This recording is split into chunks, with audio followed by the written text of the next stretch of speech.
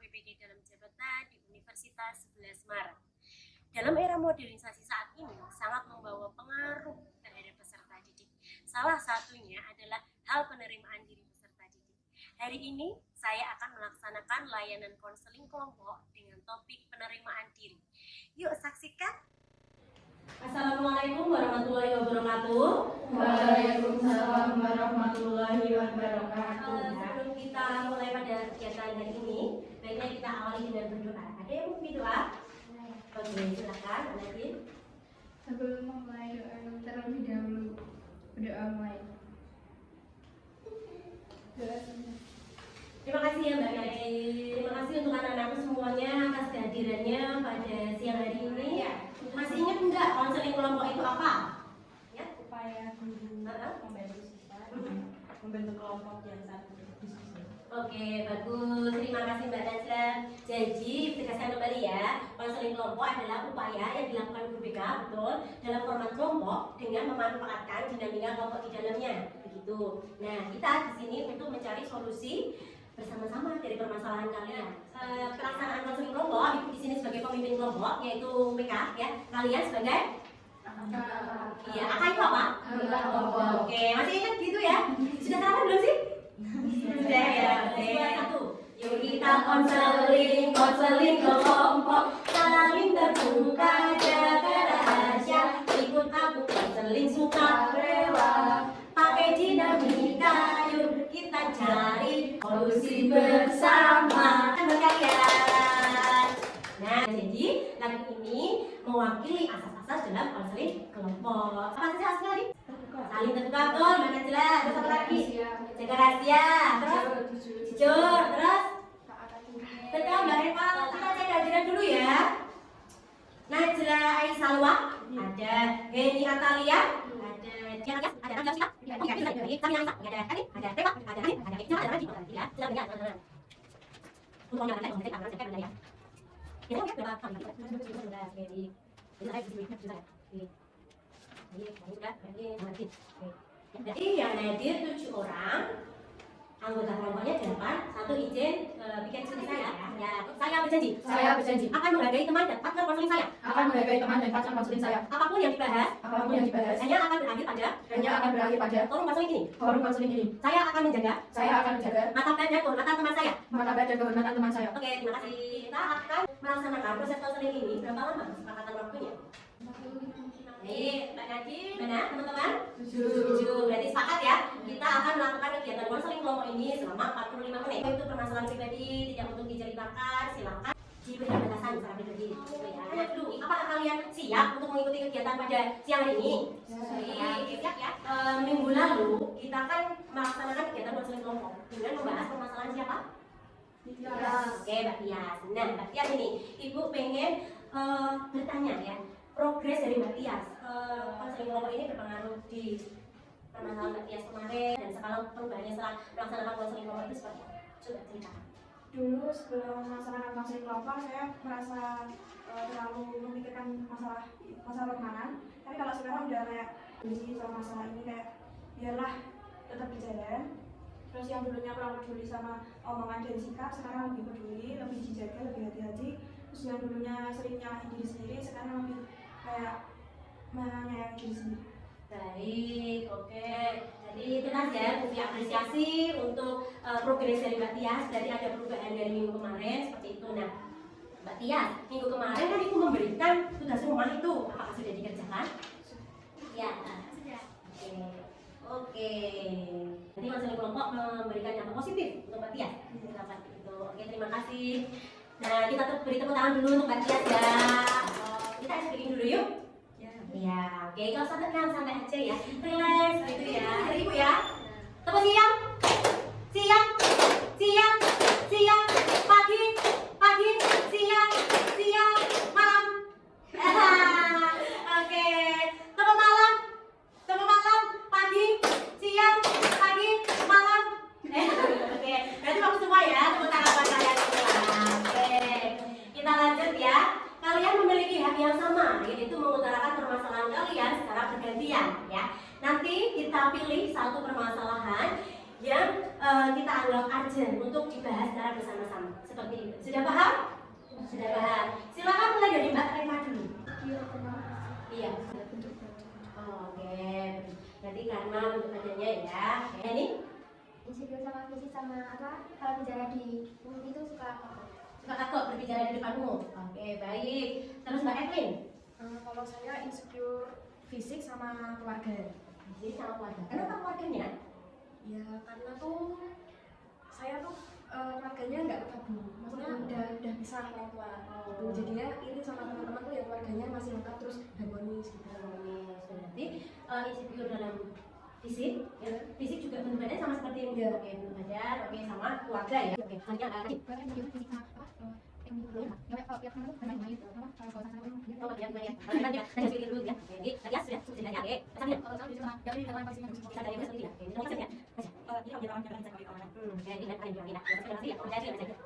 permasalahan kalian, mari kita sepakati satu permasalahan saja karena waktunya 45 menit. Baik, kita sepakati permasalahan siapa yang akan kita bahas? Evelyn, oke, Mbak Reva?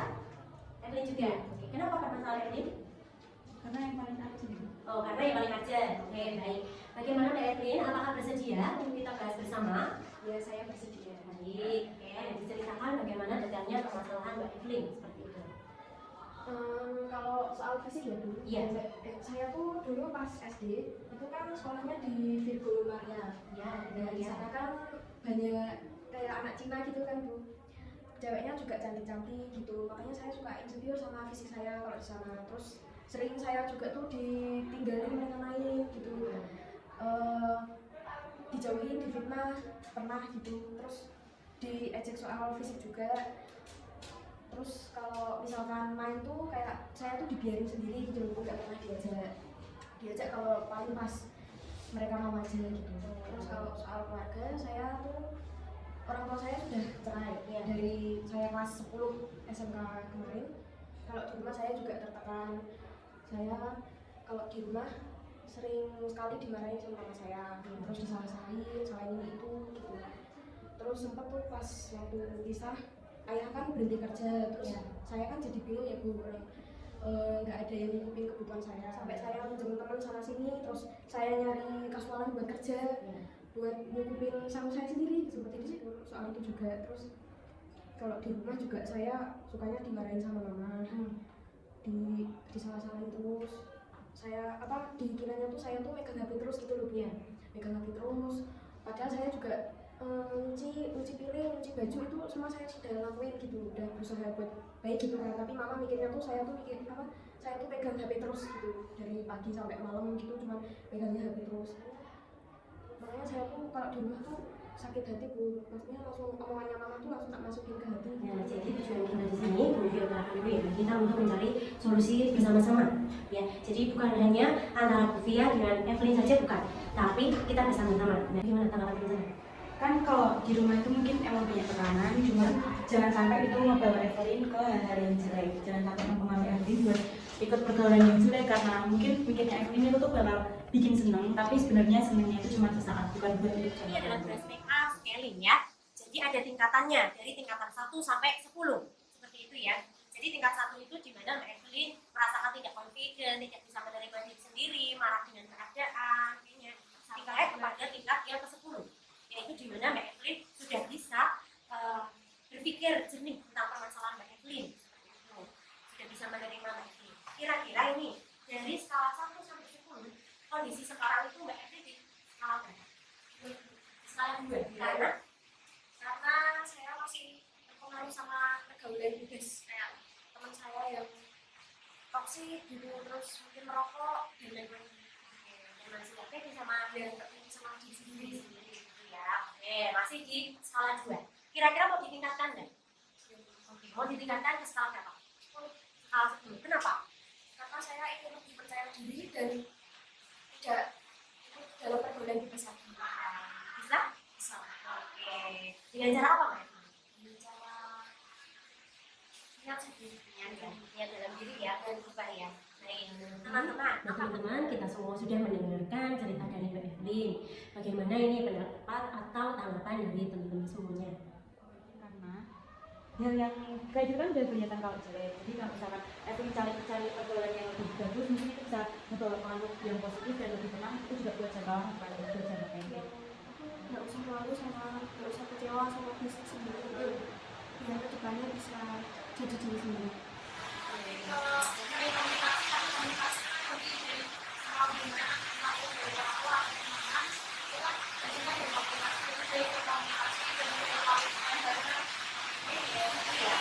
Apa sih yang Evelyn lakukan untuk meningkatkan komunikasi yang akan dilakukan?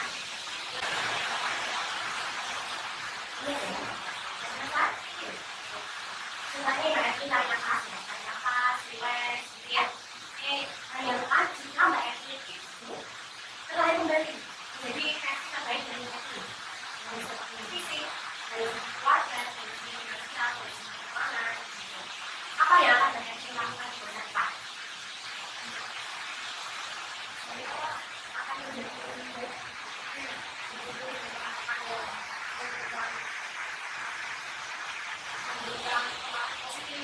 Tidak yang kayak sebelumnya, kalau sebelumnya kan kayak yang depresi yang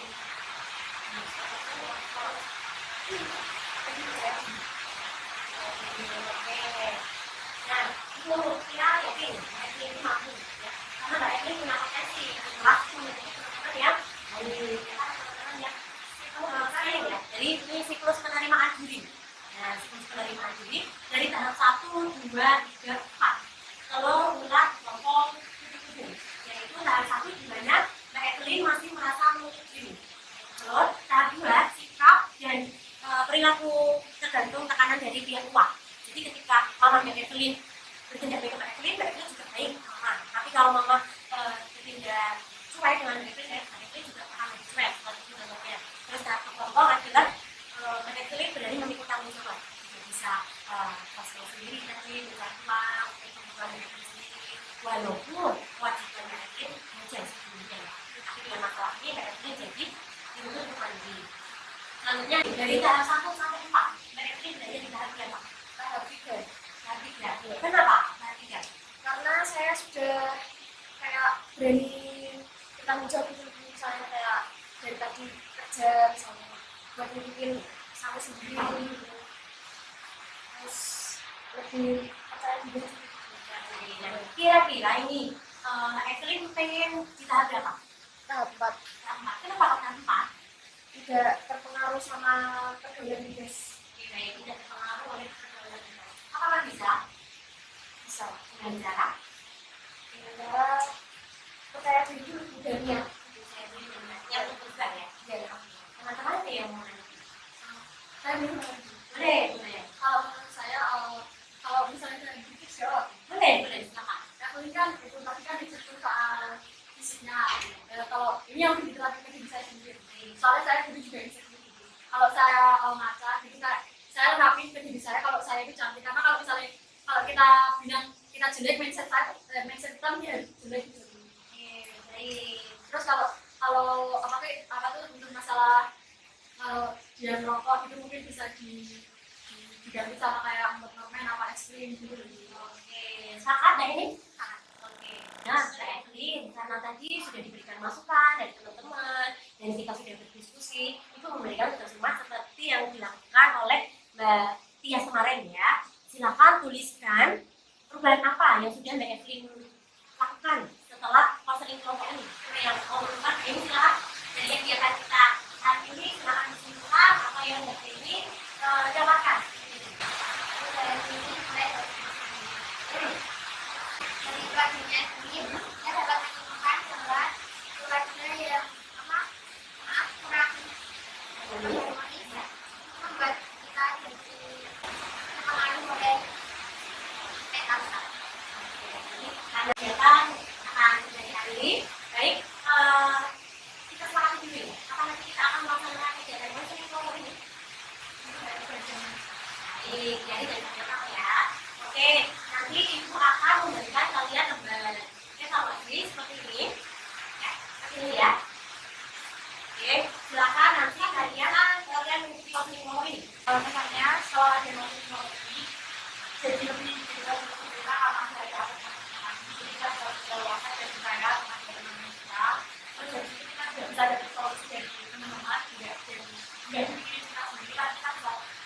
masalah dan solusi.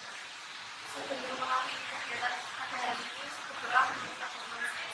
Doa untuk semesta. Terima kasih ya semuanya.